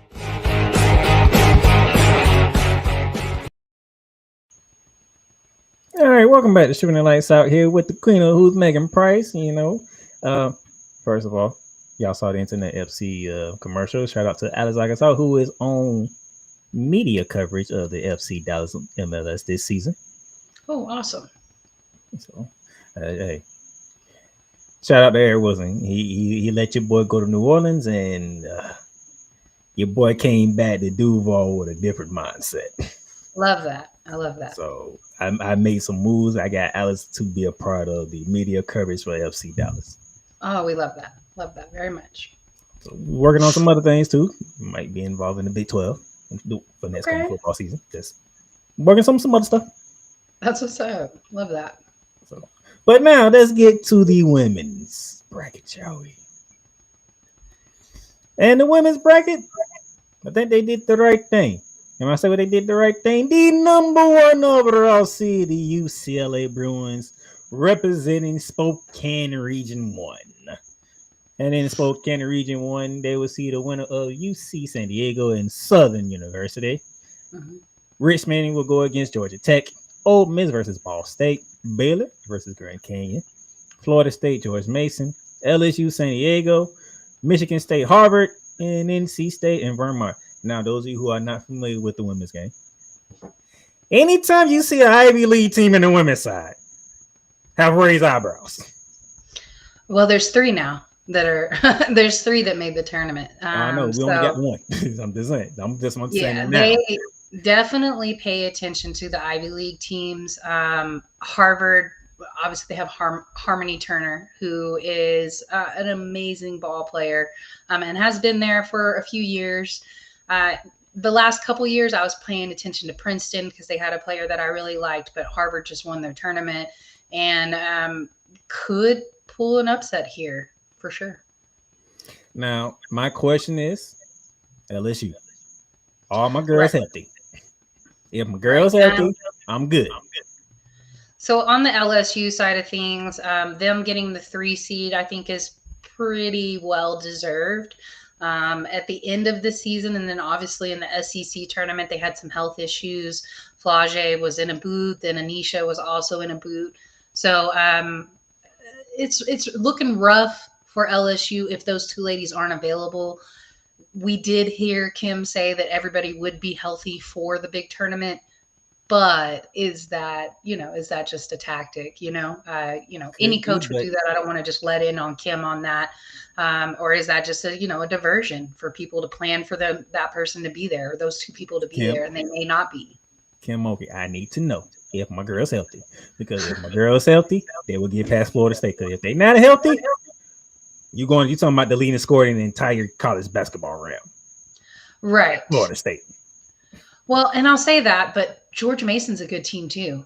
A really good team. So if you haven't been watching any of the smaller tournaments, George Mason is a team that stands out in my opinion. Florida State, they did okay in the ACC tournament, but not what I don't know. That George Mason matchup is going to be tough. And then also another one that I think is a bigger differential, more of an upset. Pay attention to those Grand Canyon women too. And Georgia Tech, but that's not much of an upset. But Georgia Tech's a pretty good team too. I'm saying this right now. Ole Miss, this is the time for y'all to start getting on the right path. This is it. Get past Ball State. I think I really believe Ole Miss can be the team that meets UCLA in the Sweet 16. I think that's very possible. Ole Miss is a tough defensive team. Now, they're not going to outshoot anybody because that's just something that they need to work on. But as far as defense, Ole Miss is a very tough team to get past. They have a dynamic coach. I love Coach Yo. She got her start in coaching in this area at a JUCO, so definitely a big supporter of that. But like I said, they're not the best shooting team out there, but defense, they're oppressive. So I'm just saying, I can see a UCLA Ole Miss sweet I definitely could. matchup. Definitely. NC State, you took one on the chin, but So I have no State- questions about y'all. You took one on the chin to do, but I have no questions. NC State's an interesting team. So I had a chance to see them live at the ACC tournament. They made the championship game and then lost to Duke by quite a bit. It was a double digits. They didn't show up in that second half, really. Their star got injured in that game and then came back, and it was obvious that James is her last name. It was obvious that she wasn't quite healthy. So I'm sure health is going to be an issue. But the thing about NC State is they're incredibly fast paced. They play with 4 guards and one center, or that's the rotation that they run with. But their centers, they have 2 that are very good. So you have one that is from Latvia, I believe. Anyway, had a chance to see them play. Very, very good team. Once you have the blueprint on how to beat them, I think that you probably, if you could have it would definitely have to take a strong defense, a full court press the entire game to beat NC State, but very good shooting team. But they have a few holes, and I think Duke exposed that. They did, but like I said, they took one on the chin. I have no questions. Did. I have no questions about them though. Now, can they make it to UCLA in the regional finals? That's the only thing I'm waiting on. You should be the favorite to come out of this bracket unless LSU is fully healthy. That's the only team that can dethrone NC State. I agree. On reaching their regional finals is LSU. I agree. From Spokane, we're going to head over to Birmingham, Region 1, because the South Carolina Gamecocks, the reigning defending champions, are the number 1 seed in this region. And to go in this region, you have Tennessee Tech. Congratulations. The first team to actually punch their ticket into the dance this season was the Tennessee Tech ladies. Yeah, congratulations on making it, but you got to play South Carolina. Utah and Indiana. That's a very it's going to be such a good matchup right there. That game right there, definitely going to be cued into that. Utah, Utah, a team that lost their star to the draft last year, and then also lost their coach. Really didn't know what they were going to look like, and they're still doing good. Indiana, a team that's been ranked this season but fell out of the rankings. Very similar tiered teams. Might be one of the best matchups of the first round. I know people like their 5-12 upset. Do not look at Alabama and Green Bay. I'm just going to tell you Green Bay is a very interesting team. They are, but this Alabama team, good luck trying to defend them ladies inside. Just good luck to find them ladies inside. Right. I don't see Green Bay able to stop them 2 ladies. I'm sorry, especially Bears. I just don't see it. I don't. Okay, and you very well may be right. But Green Bay is an interesting team. Maryland, Norfolk State. Ooh, so now this one has the potential for an upset. Maryland hot in the first part of the season and then cooled off in the second half. Some rotational issues, and then Norfolk State just got hot this year. So here's my thing with Norfolk State. You spoke about NC State, right? Norfolk State likes to run. Yes. And I don't think Maryland likes to run. That might be a problem for Maryland. Norfolk likes to run. Yeah, it's a run and gun type of offense, kind of similar to NC State. And you got to keep up. You're right. So Maryland, I'm with the Queen here because that could be the upset. Agreed. That Norfolk State lady Spartan, they like to run. they put up points. You better be Maryland.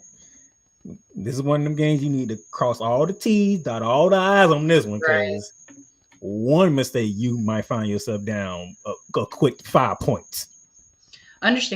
Definitely understand. Like we saw something similar with the Texas Gonzaga Sweet 16 matchup last year. Gonzaga being the best 3-point shooting team in NCAA last year. And they gave Texas every bit of all they could handle in that Sweet 16 matchup. So it can happen, and it could happen for Norfolk State in this matchup.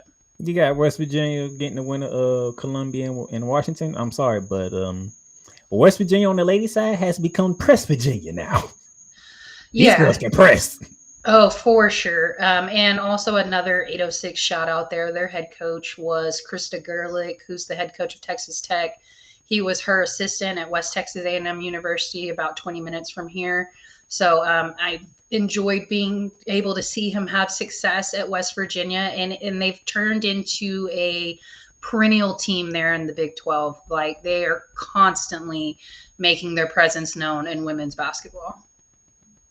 So whoever wins between Columbia and Washington, I'm sorry, y'all just gonna get pressed to death by West Virginia. Yeah, that's what's gonna happen. I'm sorry, y'all just gonna get pressed to death.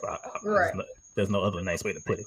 You're 3-14, North Carolina and Oregon State, which kind of threw me out because I'm like, hold on, did I just see Oregon State win the WAC conference? Did when did y'all go? The man didn't go over there.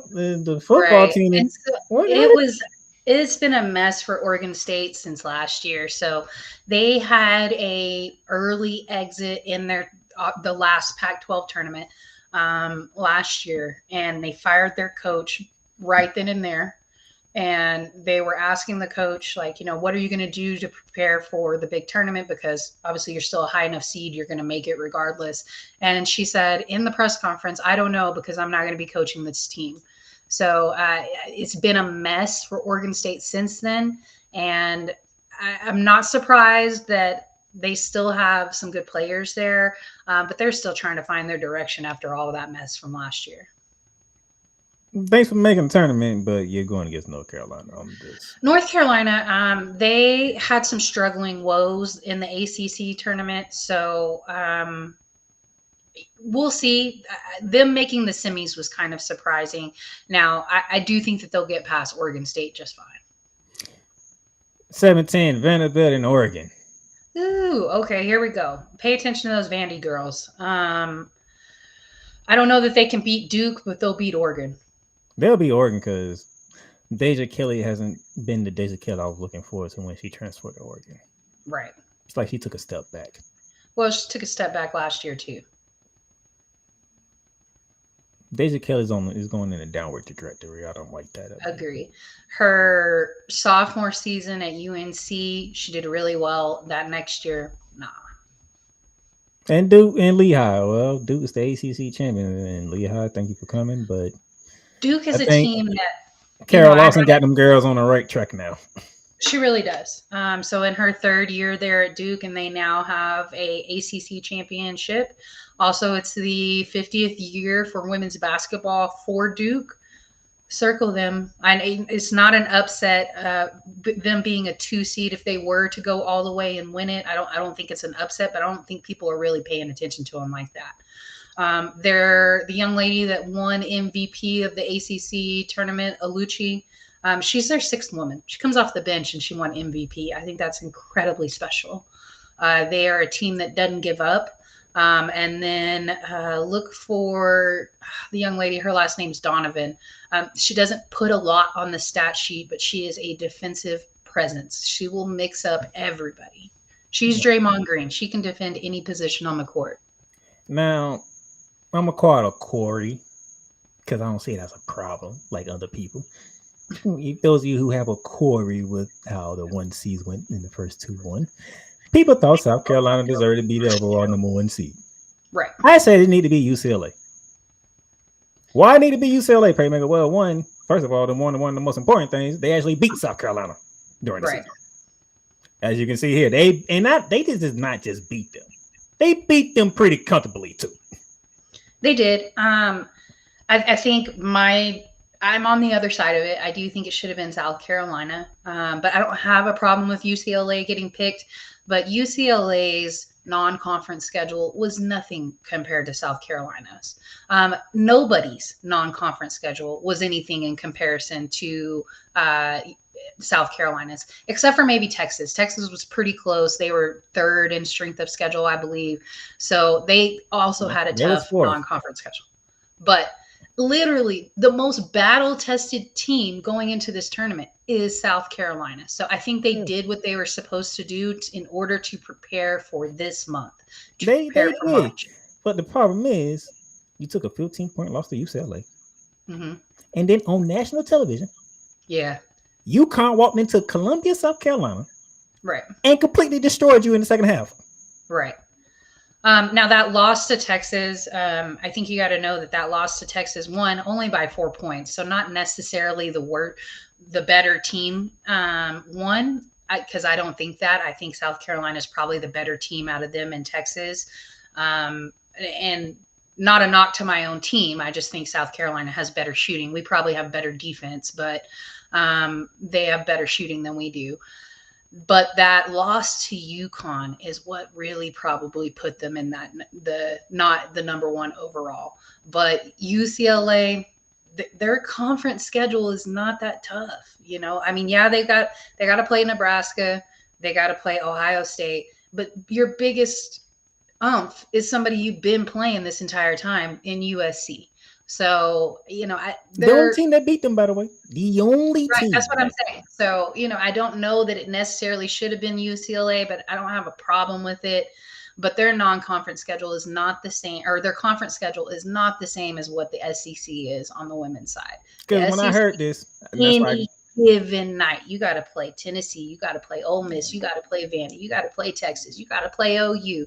By the way, you got to play LSU and South Carolina, and then you got to play Florida, which is not great. Georgia, not great, but a tough house to go into. So any given night, you can lose in the SEC.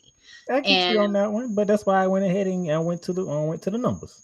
I said, okay, second rank versus fourth rank, not big of a difference. Right. Number one strength of schedule, third ranker, not big of a difference. Okay. South Carolina 12-3 in top 25, UCLA 10-2. Not big of a difference.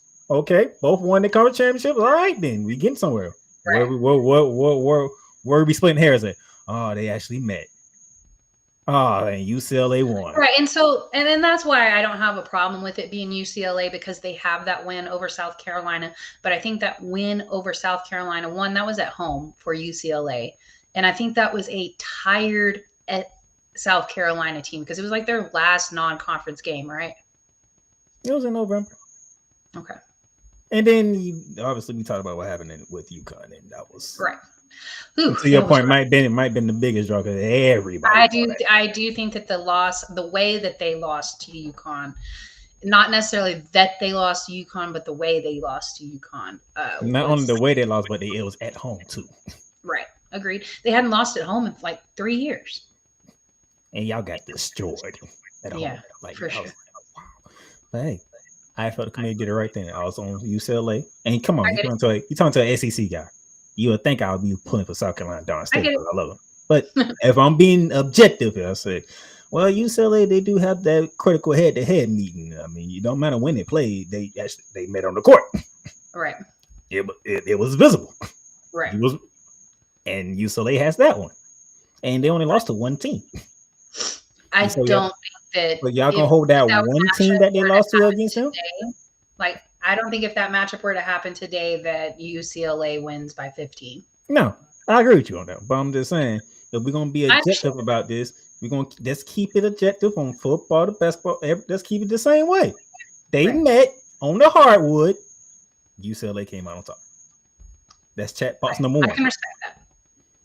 And then they only lost to one team twice. That's the only team they lost to.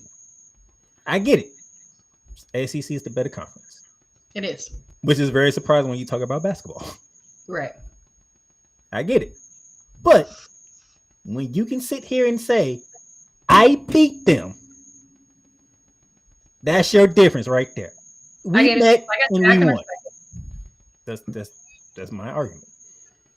You know, I had Cool McCain and Cole Johnson try to argue me down. Say, they have to head-to-head meet, and they only lost to one on the team. That's it. Right. What more do you want out of UCLA? A tougher conference schedule. I mean, they can only play who's in their conference. And I understand that they can't do anything about that.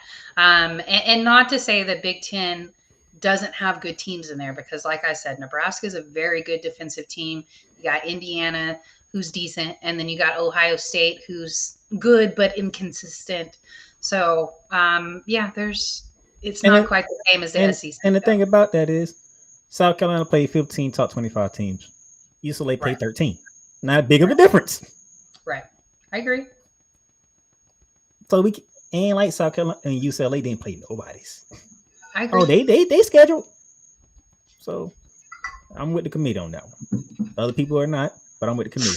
Your third number one seed is the Texas Longhorns out in the Birmingham region. And they will be. This region's going to be tough. They will see the winner between High Point and William and Mary. Then your 8-9 will be Illinois and Creighton. Your 5-12 is Tennessee and South Florida. I am circling that game. Right. Because South Florida has won some games. I am circling that game. Yeah. Ohio State, Montana State. Michigan will see the winner between Illinois and Princeton. They go another Ivy team. No, Iowa State and Princeton. That's another Ivy team. Iowa State, I love Audie Crooks. Love her. I'm a huge fan. They don't have a lot outside of her. So even if they get past Princeton, they're not going to get past Michigan. Michigan, a team that lost their 3 best players to Texas in the portal. So a team that rebounded in a way that was pretty unexpected. And I think they're on a mission. Ladies and gentlemen, y'all getting this for free. If Princeton wins, they are beating Michigan. Interesting. If Princeton wins, they are beating Michigan. Okay. They're beating Michigan. I'm sorry. We shall see. Notre Dame versus Stephen F. Austin. Notre Dame. Coach They'll Ivy? get past this matchup, but Notre Dame has looked rough the last 3 weeks. Oh no, that's why I stopped right here. Coach Ivy, this is the game right here. This is the mojo game. Get it back. This is the game you get your mojo back. Her rotations haven't been great the last, like I said, 3 weeks. So, I think NC State exposed them on how to beat them, kind of put the blueprint out there, and other teams have been able to capitalize. I do think that Notre Dame will bounce back next season with some unbelievable recruits, but I don't think it's their year. This is the mojo game for Notre Dame. This is your mojo game here. Definitely. Then that lower portion of the bracket, this is where the committee decided to be messy. So you got Louisville, Nebraska. Right. And Louisville should come out of this matchup, even though Nebraska is a very good defensive team. But and then once they come out, they'll be seeing TCU. Right. And Haley Finley's going to go off. Right. And so playing her former team. And I do believe that last season that Haley was there, she had one other player around her that was really good there at Louisville, but didn't have much else around her. So she had a rebound season there at TCU. It just wasn't necessarily the right fit at LSU. And things have really come together for her at TCU. But I will say this, the level of competition on the women's side in the Big 12 is subpar to the other conferences. And so while I do think what she's done is impressive, and obviously they beat Notre Dame this year, so they have a good win, but I don't know that they're going to be as battle tested as, say, Louisville. I hear you on that one, but Haley Van Lith has turned into Louisville Haley Van Lith, and that's going to be a scary sight when Louisville sees that Haley Van Lith, because like this is what we used to have. Now we got to deal with it. Right.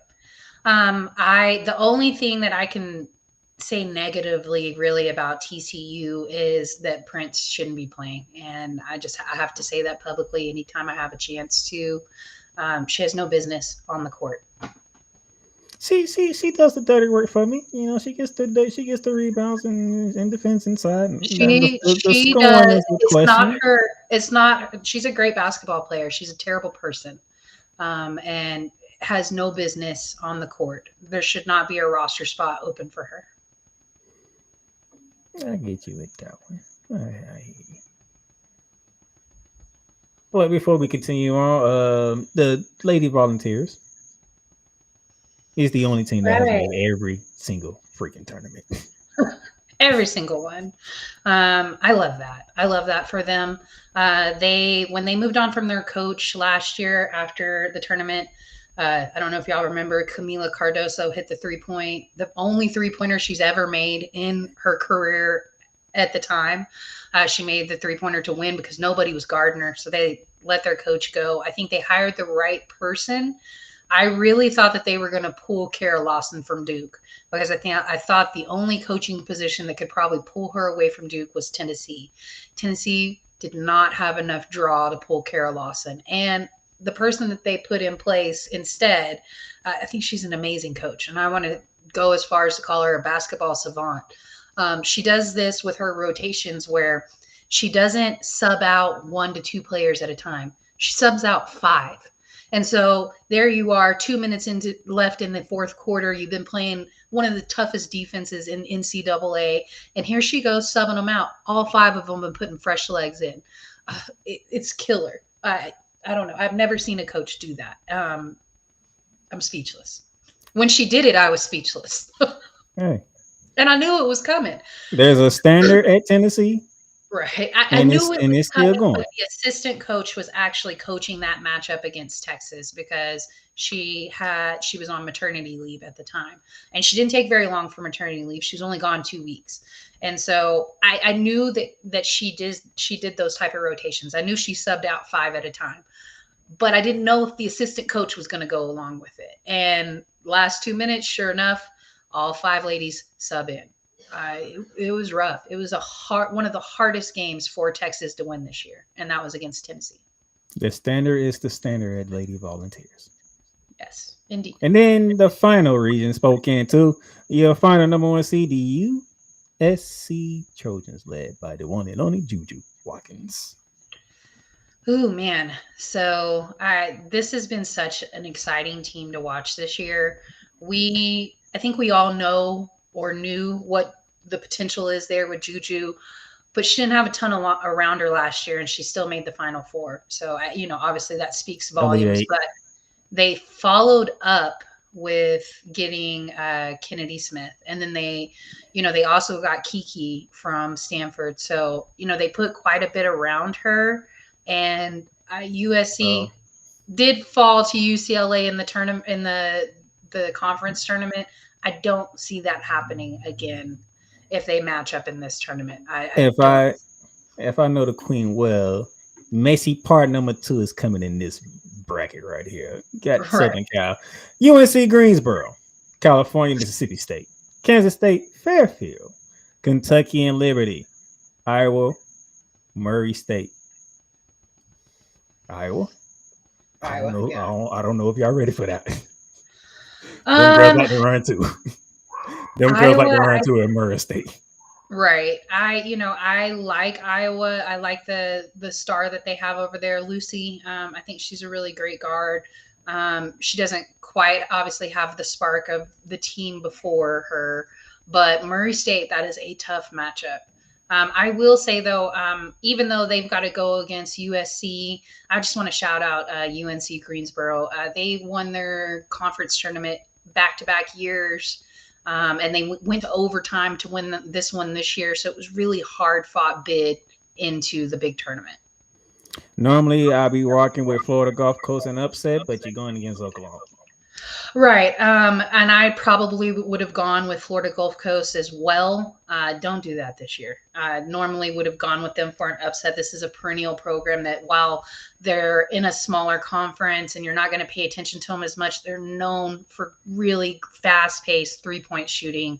They have a great coach there. However, OU has Beers. She is incredible, and they have been really gelling together over the last 6 weeks. OU is a very dangerous team. If you play in Alabama and Oklahoma, you better bring your big girl pants because it's going to be a physical battle. Agree. Because them girls from Bama and OU, they play physical ball. Agree. And that wears down on you. Yes, it does. Now, not picking one upset, but Oklahoma State. I'm sorry, y'all got South Dakota State. I'm sorry, y'all got South Dakota State. Man, and that's tough for them. OK State has been ranked a couple of different times this year, but lower in the rankings, 22, 23, that area. They have been known for women's basketball in the past, but it's been a while. South Dakota State is a team that I definitely got them on the upset on this one.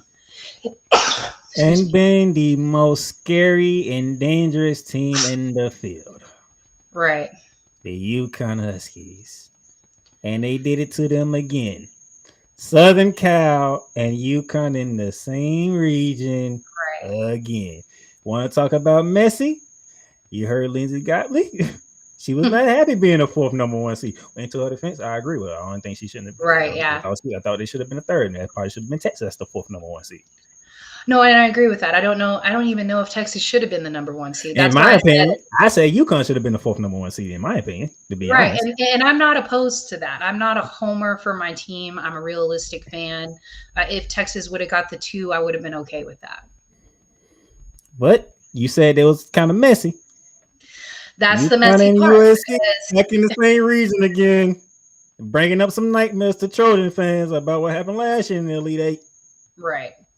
You gonna be a repeat again? Because it definitely could be, and it does. Paige declared for the draft today, and that's something that Gino likes to have done before the big tournament starts. So, and can't blame him for wanting to know that ahead of time before you go into the March Madness tournament. So, regardless, you know who you're losing. I don't know that I see UConn getting past USC, but I definitely see UConn making it to USC. You haven't been on the show. I don't know how you've been able to follow the show because you've been so busy. But you do know I can't stand USC. That's until a certain Juju Washington became a part of that team. That is my favorite player. Yeah, she's so fun to watch. How can you not like her? You know what my problem is?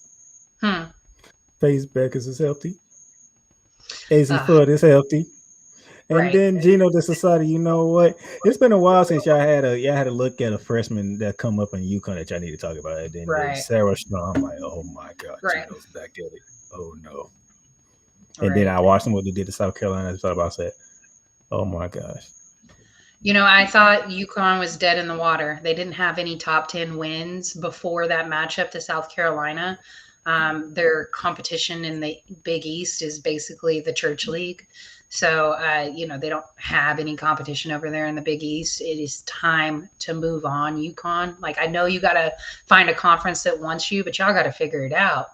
Is this in the Big East is no competition. Nobody wants them. What you want them to do? Because everybody's scared of them. That is, that's not why they're not taking them. They're not taking them because of how much money UConn wants. I mean, UConn going to have to step off that cash a little bit if they want to be competitive. However, you're talking about the most perennial women's basketball program in the world. So, I mean, agreed. But I will say this. Who did they play this year in the championship? Great. How much did they win by? A lot. How much they win by in the matchup before that against Villanova? Yeah, they destroyed everybody. I get it. Conference tournament, their conference schedule is nothing. It been like that. Even in the Big East, they used to run through everybody. I know. It is time. And guess what? You still can't handle them. Like I said, I thought they were dead in the water, and they had a loss to Tennessee, I believe. And the very next week had to play South Carolina in South Carolina. And I thought, oh, this is it. Not that UConn wouldn't make the tournament, but they definitely wouldn't be a 1 or a 2 seed. And it was going to look like a Sweet 16 or maybe second round exit for them. And it's fine. I don't like his tactics that he did after the Tennessee loss. I think he threw Paige under the bus. And whether you were questioning that because she's supposed to be the number 1 basketball player at NCAA right now, I don't think you do that in the press. I wasn't impressed with that. Now, did it prove successful? Yeah. May I put in layman's terms for y'all what the Queen of Hoops was saying? You thought UConn was dead, and all of a sudden you figured out, nah. Yeah, they're not dead. They're not dead. They're still here. And they're still a problem. And maybe should have been a 1 seed. And it made it even worse. I'm not so much of a homer that I can't admit that. They maybe should have been a 1 seed. And to make it worse, USC did go to Connecticut and win that game. Right. So a little revenge tactics for the UConn Huskies when they meet again in the regional finals. You guys in the regular season, but we're gonna knock you out in the regional finals again. That's my only concern when it comes to Juju and South and the USC. They Right. got to run into UConn in the regional finals, and that game did not go well last year. Right. So I'm afraid from girl Juju because damn you Gino Dito again. Maybe. Dang. Here you 4 number 1 seeds. Like I said, UCLA, I'm with. I felt UConn should have been a 1 seed. They went with Texas, and they made USC the 4th seed, which those two I don't agree with. But I knew they was going this route because I figured when I saw Charlie Green's bracket ties, I was like, so they're going for an all-conference championship. That's what they did. Right. That's what they really did. I want y'all to pay. They avoided. Look at the 4 number 1 seeds. Right. 2 in the Big Ten, 2 in the SEC. Right. They wanted to avoid an all-conference championship because the Southeastern Conference has been one of them conferences. By the way, the Southeastern Conference on the ladies' side got 10. So you're talking about 24 teams from the Southeastern Conference in the brackets. I love that. Just saying. I knew what they were doing. I said, so you trying to avoid the all-conference national championship. We can handle it in the Final Four, but not in the national championship. Right. I see what y'all was doing. I peak game. It's going to be a good tournament. I'm really excited. Your last 4 in on the ladies' side, UC San Diego, winners of their conference. Matter of fact, all 4 of these teams won their conference, by the way. High Point, Southerner, and William and Mary. I like that High Point team. I don't think they're going to beat Texas, but I like them. So, no question about who's in on the ladies' side, as you can see. Everybody that's in, we agree with. Right. And then there go your breakdown. Big Ten got 12 teams in. Hey, man, shout out to the Ivy League. 3 teams. If you're facing an Ivy League team, be on your P's and Q's. That's all I got to say. Agree. Just so you be on got your P's and Princeton, Q's. Yale, and Harvard. Just be on your P's and Q's because something about the Ivy League in basketball, it just works. Agreed. Yeah, agreed. And then, welcome to the NCAA tournament, ladies. Arkansas State, Fairleigh Dickinson, Joyce Mason, Grand Canyon, UC San Diego, and William and Mary. Welcome to the NCAA tournament. So, Fairlane, pay attention to them. I don't know if they'll win that first matchup, but I like them a lot. And then that George Mason team is tough. So, we'll see. You got to give our welcomes to those who make their first ever tournament appearance. And then the first vote for the ladies begins Wednesday. ESPNU, Iowa State versus Princeton. Michigan is hoping for an Iowa State matchup because they do not want to see Princeton. Right. Then you have UC Davis going against Southerner.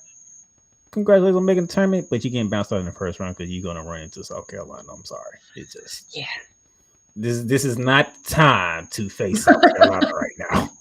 Right. No, it's not. They're definitely on a mission. No, I should take that back. Y'all facing UCLA. Ain't the time to see them either because they just got done beating USC. So they feeling themselves good now. They feel good. That is Wednesday. Thursday, you have Columbia and Washington. Sorry, but you're facing Press Virginia afterwards. I don't like your chances whatsoever. Right. I just don't. It's a done deal. Right. And then the final one of the first 4, you have High Point and William Mary going against the female Kevin Durant, Madison Booker, and Texas. Good luck. Yeah, like I said, I like High Point. I think they're going to win that matchup against William and Mary, but they're not going to beat Texas. Neither one of y'all beating Texas. No. Neither one of y'all. That's not happening. Sorry. Not this round. Not this year. And then here are the teams that got both sides in. A lot of names. Alabama, Baylor, Creighton, Duke, Grand Canyon, High Point, Illinois, Iowa State, Kentucky, Liberty, Louisville, Maryland. 24 schools got both sides. Congratulations to y'all. Yes. Congratulations to y'all because y'all put effort and time into your basketball programs and it paid off. You have 2 opportunities to make some history, to And we make see some moments. HBCUs in there too. I love that. Yes, Norfolk State got Yeah, both man. their teams in there. Love that. Enjoy it. This is a moment in time that cannot Absolutely. be replaced. For a lot of y'all gonna be done very quickly. To be quite honest. I mean, that's how it goes that first round. We know, but congratulations on making the tournament. That's huge. That's huge for y'all's programs. And that is your March Madness preview. All right. We got through all of it. Now, y'all can join the tournament challenge, the Shooting Lights Out tournament challenge through ESPN. It is up and running. My bracket's in there. Hopefully, we can get the Queen of Hoops in there. Get some more people in there. I have not filled out my brackets yet, so you got till Thursday. Right. I haven't. I've been busy. Y'all know this. You got to Thursday before the men start, and you got to Friday morning before the ladies. You have time. I will most likely have my brackets out tomorrow, but I'll definitely be in your tournament challenge for sure. But full disclosure, I did pick UConn to win it. Okay. I did pick UConn. I can see that. I can definitely see that happening. I'm sorry. They is the most scariest team to me, and I'm like, I don't know how you beat this team. If the two stars are on like they been, if they are on, I don't see how you beat them. I just don't. Agree. And for once, I don't have to be biased in picking Florida. Right. Well, you can pick them on the guy's side. It's just not happening for the women's side. For once, I can pick my Florida Gators and not feel I'm being biased. Right. Because as a lot of people have said, the most complete team in the men's basketball is the Florida Gators. No, I agree with that. Absolutely agree. So I feel good picking about my Gators. Now, nine times out of 10, we might get caught somewhere down the line in this Elite 8 or Final 4, like in past years. But I feel good about my team. That's it. All right, Queen, any last words as we get out of here? Oh man, this is the best time of year, not just because of it being basketball season, but this is the very first time that the ladies get to make money off of playing in the tournament. While the men have been getting paid for a little bit, this is the very first time for the ladies. So finally, it's looking like equity on all levels. And it's been super exciting. It's a really fast turnaround for the women's ball game. You have the championship on a Monday night and then the draft the following Monday. And then 2 weeks later, you're in training camp and season starts in 59 days for the WNBA. Probably a record-breaking season for the WNBA. We saw it last year, and I think they continue to build off the success of last year. And man, that's why it's the best time of year. And I'll be honest, this is the first time that you can watch both tournaments and don't feel bad about watching either one. Right, exactly. You can watch both tournaments and feel good about everything you see. Last year, I wasn't super into the men's tournament. There were some good pieces in the tournament, but the regular season. Nobody was interested. Not even me, but I do a show. So we was all watching the women's tournament. But this year, I have watched some men's basketball. Not my team very much, but I have watched some other teams. So we're going to get a lot of basketball in a 3-week span. Yes. A lot of good basketball in a 3-week span. Definitely. This is a good time of year. And then afterwards, I got to get ready for the NBA playoffs. Yeah. Baseball starts for me. I don't know how I feel about that. But nevertheless, I'm going to enjoy the madness. The Queen's going to enjoy the madness. Absolutely. We're going to see how this game. Who's going to cut down the nets in San Antonio and in Tampa Bay? Right. The road to San Antonio and Tampa Bay begins. Enjoy the madness. For the Queen of Who's Megan Price, I am the playmaker. We will see y'all later during this madness turn. Have a good one. You've done good. You've done great. But you can't stop here. You can't stop now. You gotta keep going. Through all your trials and your tribulations, you gotta keep pushing. Now, finish your camp. Yeah, gotta get it out the mud, that's the only way to win. Who am I to point the finger like I never ever seen? Been through the ups and downs like the letter N. They don't let you through the door, better kick that again. Cause that's the only way to win. That's the only way to go. Gotta get it out the mud. Gotta get it out the flow. Cause that's the only way to go. Let's go. Thank you for tuning in to today's episode. If you want to follow the podcast, you can follow it on all streaming platforms, including Apple Podcasts, Google Podcasts, Spotify, Stitcher, and a whole lot more. This has been Shooting